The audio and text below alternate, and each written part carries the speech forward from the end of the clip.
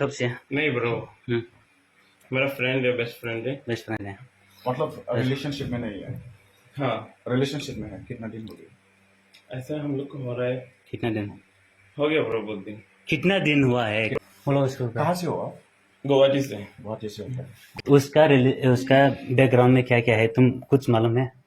बताओ थोड़ा कुछ। नहीं, बैकग्राउंड में मेरे को कुछ मालूम नहीं है ब्रो। हेलो लोगोफोर, नोंथांमोनखौ आंनि लेंगुवेज मेकअप इउटुब चेनेलाव बरायनाय थाबाय। लोगोसे आंनि साफ्रोम नायगिरिफोरखौ आंनि गोसो गोरबोजों बरायहरनाय थाबाय। दा आं मोनसे गोदान भिडिअ लाबोदों लोगोफोर। बे भिडिअखौ नोंथांमोना टाइटेल आरो थाम्बनेलखौ नुनानै मिथिबाय जानांगौ मानि थाखाय भिडिअ बानायनो नागिरदों। दा आं बे समाव नोंथांमोननो फोरमायनो सानदों जे मैयानि समाव जितु बेंगलराव क'क्राझारनि सानै आइजो हमजादों। माने गुबुन हारिनि मानसिजों माने देहायारि सोमोन्दोनि बायदि खेत्रआव माने हमजानो मोनदों आरो बिथांमोना क'क्राझारनि गावसोरनो बुंनानै लादों आरो मुंखौ मा बुंदोंमोन आं बावबाय, सरि बिनि थाखाय। दा क्लिप्सआव नुगोन नोंथांमोना मा बुंना लादोंमोन आरो बिथांमोना माने बेबायदिनो सोलिबाय थायो ना मायोमोन मिथिला, माने रिलेशनशिपआव दङ होनना बुंदोंमोन।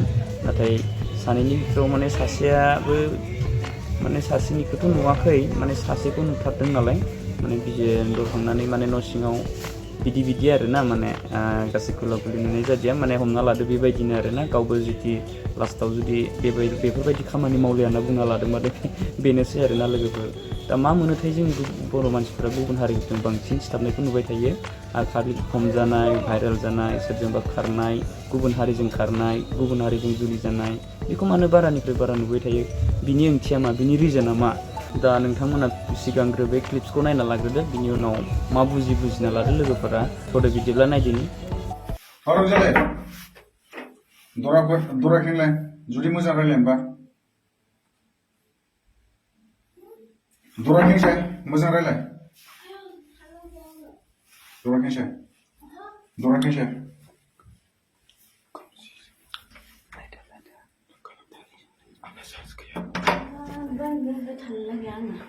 सोरथो दंफैयो? आंनि गोसोनाय सम फैयो। सोर गोसोथोनाय बेलाय माला फैजाखो? नहीं माब्लानिफ्राय गोसोथोनाय? कब से ब्रो? नंगौ बेवथा रो बेवथा रो नंगौ बेवथा आइदि अरे सिङाव फैलाय।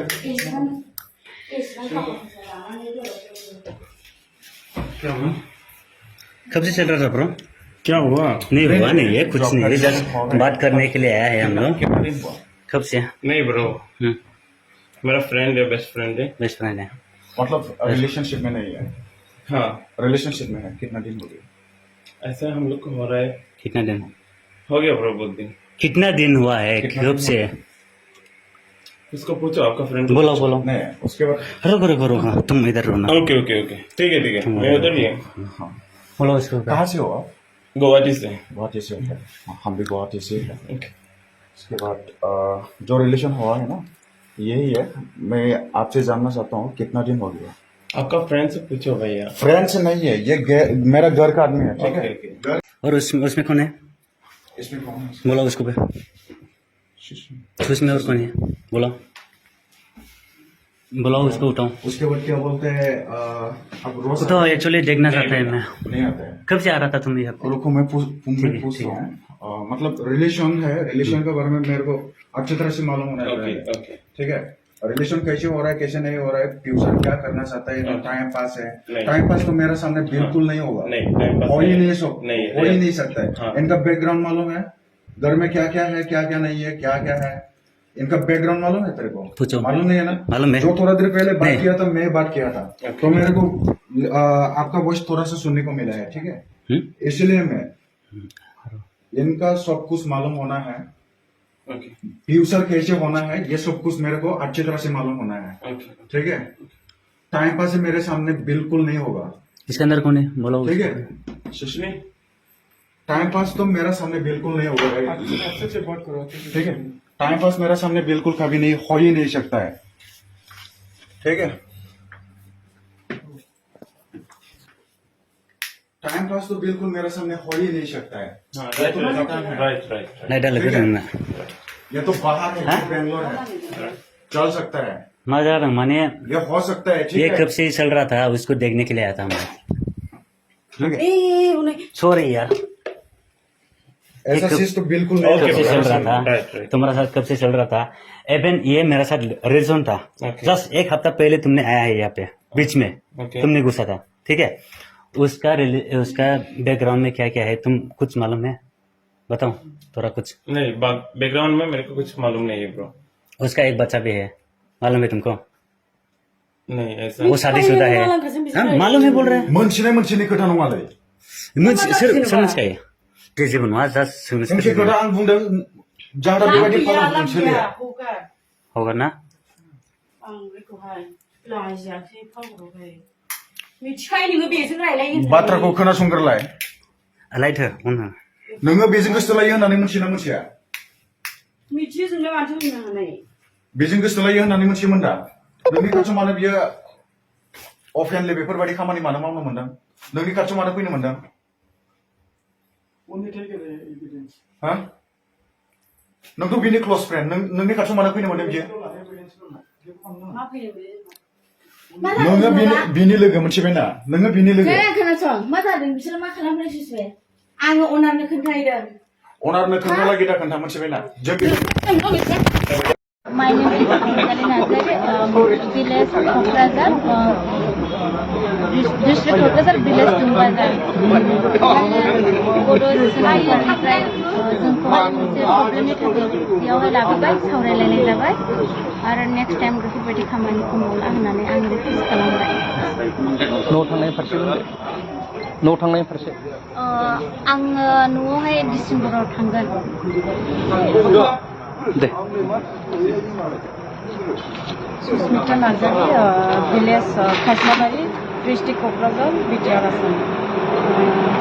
थ' लोगोफोर नोंथांमोना दा नुनो मोनबाय, दा बे भिडिअनि सायाव नोंथांमोना मा कमेन्ट होनो सानो आरो मा बुंनो सानो।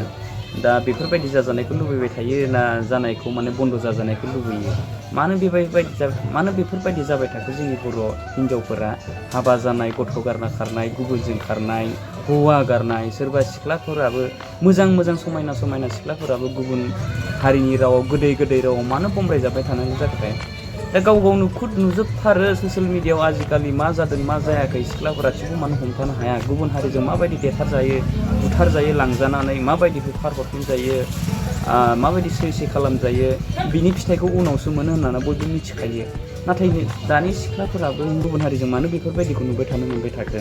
नाथाय बन्द' खालामनांगौ बेफोरबायदिखौ। माने दायो जितु जोंहा मोनसे गोग्गाथाव बेफोरबायदिनि सायाव माने जायफोर माने जोंहा XNDP बिथांमोना खोब मोजां खामानि मावनायखौ नुदों आङो। बिथांमोननि जितु बेफोरबायदिनि सायाव एसे नोजोर होनाया खोब मोजां जादों बर' हारिनि थाखाय, नङा होनब्ला? मानो होनब्ला बांनायनिफ्राय बांगासिनो दङमोन दे लोगोफोर, खोब बांबायमोन। आङो खुद दाबो प्रमान मोनो जे दायो खोब खमायबाय। मानो होनब्ला बेरायनायफोरखौबो नुलिया, उन्दै हौवासा हिन्जावसाफोर पिकनिक स्पटआव थांना जुमाय लोंहैनाय, मोनाजासे फैनाय, फरायनाय थानाय गथ'फोरानो बेबायदि लोंनाय जानाय, सोरबा 15 बोसोरनिफ्रायनो लोंलाङो, 15 बोसोरनिफ्रायनो बेरायलाङो। दा बिनि थाखायनो आं जायफोर नोजोर होनो थाखाय ओंखारबोदों बेफोरनि सायाव दा आं खोब आंनि गोसो गोरबोनिफ्राय साबायखर बावो रायजोफोर। दा बिथांमोननि माबायावनो दिनै खोब खम नुबाय आरो ना, माने खोब खमायनायखौ नुदों ओरैबायदि नुदों, कनसेन्ट्रेसन ओरैबायदि नुखादों आरो ना।